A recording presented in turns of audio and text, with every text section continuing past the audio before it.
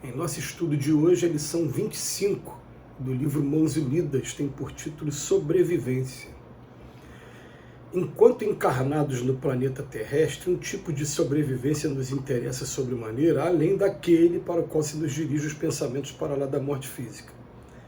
É a sobrevivência depois de rudes golpes sofridos. Particularmente no mundo moral, semelhantes provas repontam com frequência. É o prejuízo inesperado, a confiança escarnecida, a perseguição com que se não contava, a incompreensão de pessoas queridas. Noutros lances da existência, a ruptura de laços afetivos, a transformação violenta que os desastres impõem, o obstáculo imprevisto, os pensamentos da solidão. Em todos esses episódios amargos, lembrando trechos incendiados de caminho, a criatura é habitualmente induzida a processos de angústia, dos quais se retira quase sempre em perigoso desgaste. Urge reconhecer que a serenidade nos deve partilhar a viagem terrena, a fim de que a aflição não se nos faça exaustor de energias. Abstenhamos-nos da tensão emocional como quem se previne contra a incursão de moléstia grave. Os agentes imunológicos nesse sentido são sempre o amor que desterra o ódio, a paciência que exclui a irritação, a humildade que afasta a inveja e a prestação de serviço que anula a desconfiança. Aprendamos a observar que o desequilíbrio é precursor provável de doença, que não raro termina com a desencarnação prematura, e procuremos nos certificar de que nas lutas com que somos testados, na terra e fora da terra, na escola da experiência, é necessário que saibamos não somente viver e aperfeiçoar, mas também suportar e sobreviver. É difícil para a gente conseguir compreender que quando Jesus diz no Evangelho que no mundo que a gente vive é necessário que haja escândalos, mas ai daquele que praticar, que der motivo ao escândalo, ele significa dizer que aqui na Terra nós vamos ser testados de qualquer maneira. Não tem para onde correr. E o Emmanuel começa a enumerar aqui, de repente você toma um prejuízo, ou de repente alguém menospreza a sua confiança ou te trai a confiança, uma perseguição, incompreensão de pessoas queridas. Aí depois ele vem falar, às vezes do nada, ruptura de laços afetivos, uma transformação muito grande que acontece por conta dos desastres que acontecem, dos flagelos destruidores, obstáculos imprevistos, pensamentos de solidão. Isso vai acontecer, querendo ou não querendo, todos eles, ou mais de um, com a gente no caminho da gente aqui na Terra. Por quê?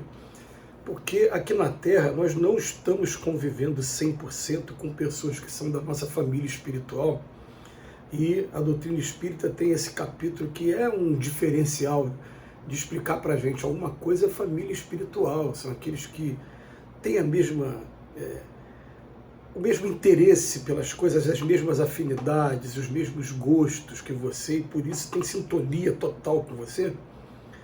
Mas não, aqui a gente vive com pessoas que são completamente diferentes, e algumas vezes, não é raro isso acontecer, até com bastante frequência acontece, você conviver com pessoas que são o contrário mesmo, o contrário, os opostos se atraem. Aqui na Terra a gente tem esses jargões. E aí no convívio vai ter choque, não tem como ser diferente. Aí você joga toda a confiança naquele relacionamento, daqui a pouco chega um momento em que a pessoa toma um outro caminho, aí você joga toda a confiança num determinado projeto, e daqui a pouco você descobre que aquele projeto, na verdade, você perdeu um tempo enorme, poderia ter feito outras coisas. Isso acontece aqui na Terra, não tem para onde correr. E o segredo que o Emmanuel vem falar, e fala sobrevivência, não é só sobrevivência com relação à morte, não. É também desses golpes que a gente sofre. Ele vem traçar um roteiro para a gente. A primeira coisa, abstenhamos-nos da tensão emocional, como quem se previne contra uma moléstia grave, porque o que acontece muitas das vezes, essa tensão emocional ela vai exaurir a nossa energia, e ela pode chegar até a promover na gente a desencarnação prematura. Ou está levando a gente a processos que são dolorosos, que são demorados, A gente, infelizmente, conhece pessoas que estão dependentes de ansiolíticos, de antidepressivos, estão dependentes. A pessoa não consegue mais imaginar a vida dela sem aquele remédio ali. E a gente lembra com o André Luiz no livro No Mundo Maior, que ele fala que o ansiolítico tem o seu papel, mas que tenhamos o cuidado de que ele seja usado como último recurso, não como primeiro, como muita gente está fazendo hoje, nos dias de hoje. Depois de você esgotar, ele dá um roteiro lá pra gente.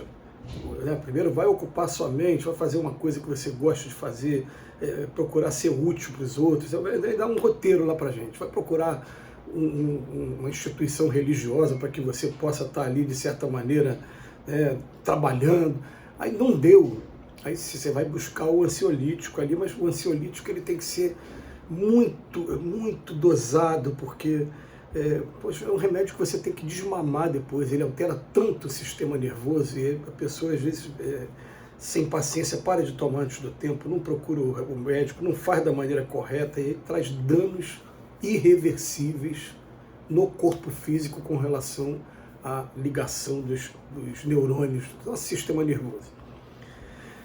Mas aí o que acontece? Ele vem falar pra gente, qual é o remédio nesses momentos? O amor que desterra o ódio. Ah, mas eu não cheguei a esse ponto ainda. A paciência que exclui a irritação. Também não consigo ter paciência nesses momentos. A humildade que afasta a inveja. Difícil ser humilde nesses momentos. A prestação do serviço que anula a desconfiança. Então, eu vou ousar aqui inverter a ordem que foi apresentada por Emmanuel, para mostrar para a gente, num primeiro momento, vai ter muitas vezes que eu vou me reconhecer sem amor, sem paciência, sem humildade para enfrentar um daqueles obstáculos que o Emmanuel falou. Mas esse aqui está à minha disposição logo de início. Prestação de serviço que anula a desconfiança. Eu vou colocar mãos à obra, eu vou me internar em algum lugar que eu possa trabalhar em alguma coisa que eu goste muito e que ao mesmo tempo eu sinta que está sendo útil para as outras pessoas. Aí eu começo a fazer isso e aí com o tempo eu começo a desenvolver em mim a humildade, porque descubro que todo mundo na Terra passa pela mesma situação, e passa por situações até muito mais graves do que a nossa. E daqui a pouco, eu aprendendo a ser humilde, eu desenvolvo um pouquinho a paciência, e lá na frente, quando finalmente eu entender que aqui nesse mundo somos todos professores e alunos uns dos outros, e que Deus coloca a pessoa certa no nosso caminho, a gente vai aprender a desenvolver até o amor, um amor respeito. Muito obrigado pelo papel que você desempenhou naquele momento na minha vida, me colocando para refletir, me colocando para rever comportamentos, muito obrigado. Então, o Emmanuel chama atenção no último parágrafo. Vamos aprender a observar que o desequilíbrio é o precursor provável de uma doença que não raro termina com a desencarnação prematura. E procuremos nos certificar de que nas lutas de que somos testados na Terra e fora da Terra, na escola da experiência, é necessário que saibamos não somente viver e aperfeiçoar, mas também suportar e sobreviver. Suportar e sobreviver. Meu Deus, é a regra aqui no planeta. Se você não passou por isso ainda, vai passar, porque essa frase que eu ouvi do Divaldo Pereira Franco, ela ficou martelando aqui na minha mente, né? O cristão vai ter sempre um momento que ele vai passar pelo seu próprio holocausto. Essa palavra holocausto, ela traz calafrio, a gente lembra logo de campo de concentração, de extermínio em massa, mas o significado da palavra holocausto é um desastre. Todo mundo vai passar por um momento de teste extremo aqui na Terra, todo mundo. Já passei por alguns, ainda vou passar por outros, todos nós, sem exceção. Mas ele vem falar para a gente que a gente tem que aprender a suportar e sobreviver depois desse momento. Aliás, tem coisa que você nem desconfia que você tem força para superar, só quando você passa, depois você fica, meu Deus, eu vivi isso e consegui passar até bem. Mas está aqui o roteiro. Amor paciência, humildade, serviço. Que Jesus nos abençoe hoje e sempre.